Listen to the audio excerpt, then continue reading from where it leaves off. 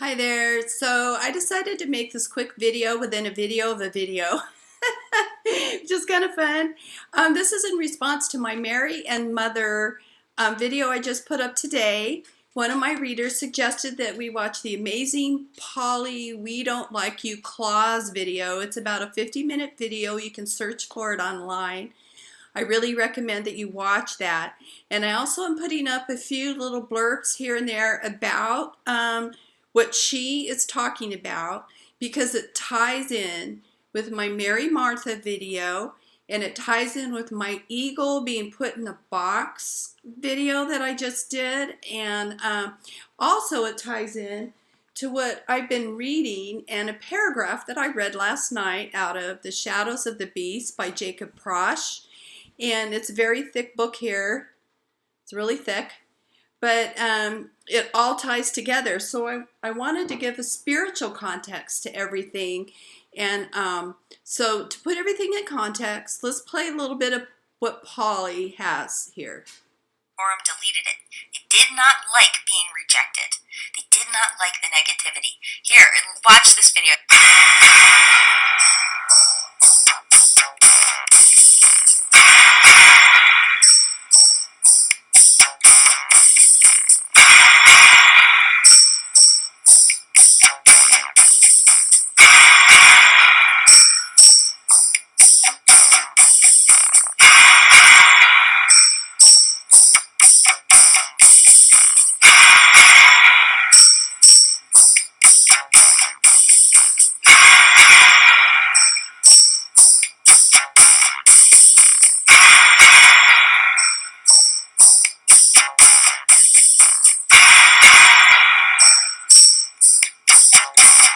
So I want to go back here to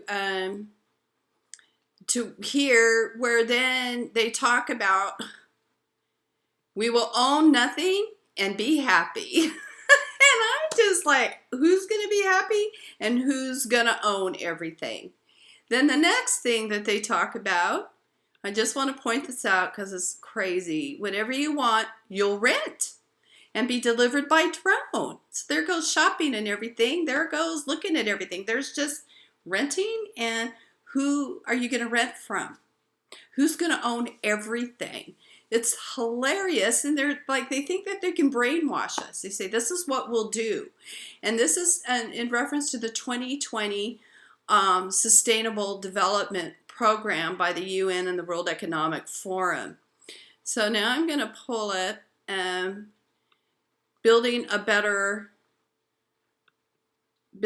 it better. Let's see if I can find where she's got that. Okay, let's just start here. Now is the historical moment, the time, not only to fight the real virus, but to change the system. There it is. There's the origin point. Klaus Schwab, the World Economic Forum. And you're going to see in a minute why it all of a sudden exploded everywhere. I'll show you that. But first, let's move on to Build Back Better. Build Back Better appeared in the slogans and catchphrases of many, many, many world leaders all at the same time. Let's have a look at a montage here that was put together by the Daily Mail. So I'm not 100% sure who all these people are. This is Boris Johnson, Build Back Better, in the background. I don't know who this is, but she's got Build Back Better in the background. If you recall, Joe Biden made it a slogan of his campaign, Build Back Better. Here's Canada talking about it. Here's the Organization for Economic Cooperation and Development, Building Back Better. Here's Pakistan, Prime Minister Imran Khan, Build Back Better. If you can see. Build back better. Gotta build back better. It's mantras of the day. Let's see, we have a Biden Build Back Better. Let's go to the beginning here where I have. Take a look at America today. Over 150,000 Americans are dead from COVID-19. Sorry about that. We have a health crisis worsened by Trump's failure to act. An economic crisis deepened by Trump's failure to get the virus under control. Trump's fault. A racial justice crisis fanned by Trump's words to hate. It's all Trump's Climate fault. crisis exacerbated by Trump's denial of science. America needs a plan to solve all of them. Over the last century, America has defined itself by rising to meet existential challenges. This great nation will endure as it has endured. This country of the United States was not built by those who waited and rested. America is a place where all things are possible. In order to meet the challenges of today, we can't just build back the way things were before. We have to build back better. Build back better. So you can see the mantra kind of leads, it resembles a little bit of about my eagle getting tucked in into a box. And are we moving from the republic towards fascism or socialism? If you look on the global scale, it seems like somebody we know out there is right on the bandwagon with the rest of the world, and other people we know out there is not, and that's why they want him out. So in this book, The Shadows of the Beast, I'm going to read a paragraph. And I read this last night. And let me explain. This one is about how to identify the coming Antichrist. Okay? And it's very interesting because it's historically based. You see how thick it is. It goes through a lot of history of there are many Antichrists, but we've not had the Antichrist. And so this one here goes through history, and this is about Rome. And I'll just read it to you, okay? In Rome's transition from a republic to an imperial dictatorship, the mechanism for this transformation in government was war. Even under the terms of the republic, in times of war, the Senate would elect a dictator, much the same as a declaration of martial law, a suspension of certain civil liberties were temporarily implemented during, for instance, the Second World War.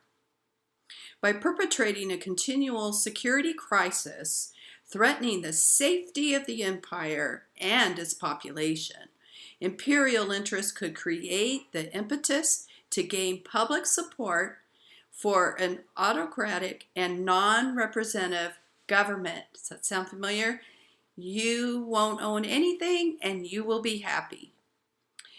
As we again witness the nations at the center of the world events in biblical times functioning in that role, we see in the modern world how the war on terror and terrorist threats are politically exploited to manipulate people into parting with their constitutional rights. And the war on terror didn't quite work well, did it? Trying it again.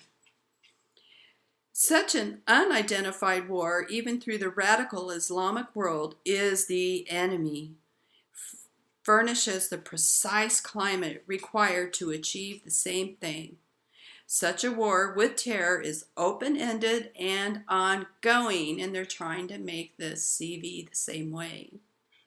Therefore, government control over commerce becomes a perceived necessity to stop the funding of terror. So you won't own anything. You have to rent everything. Okay, you will eat less meat. Personal searches without warrants and intrusion by governments into private database information all become ostensibly justified as select interests capitalize on perpetrating threat to clamor for more and more power and the suspension of more and more rights. You know the key word there, capitalize. So during the Roman Empire, what? You had a few with a lot and many with nothing. What we witness today is, with little doubt, preparing the way for the Antichrist. Its origins, however, are not September 11, 2001, but rather the Ides of March 44 BC. So I just wanted to share that, how a lot of things come together. The Lord is faithful in showing us what's going on. And I just want to encourage you guys to stay basking in His Word, to continue to develop your relationship with Him, with the Father in heaven and Jesus Christ. He is faithful, and He will never, ever leave you or forsake you. All right. Well, thank you. God bless.